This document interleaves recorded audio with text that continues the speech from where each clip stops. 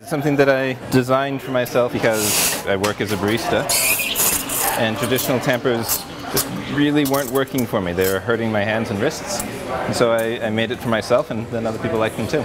Yes, the traditional tamper, you end up holding like this and it pushes against the palm of your hand, which is not a very good way of pushing repeatedly and ends up causing repetitive strain. And mine is more of a full-fledged handle instead of just a rod to hold on to. It gives more support for your hand to push against, and so it's much more comfortable to push. So we start with an empty portafilter and basket which holds the coffee, and then grind coffee into it. But at this point the coffee is not very evenly distributed, and so it won't extract evenly, and you'll get a bad tasting cup of coffee. And so it has to be spread around carefully and then pressed down to compress the grains of coffee so that the water won't run through too quickly and just make a bad cup of coffee, and that's what the tamper is for. I'm a hobbyist fine woodworker, and people have been making a lot of different tools for a long time, and people through history have figured out what handle shapes work very well. So I just looked for what traditional tools required a similar motion and a similar grip.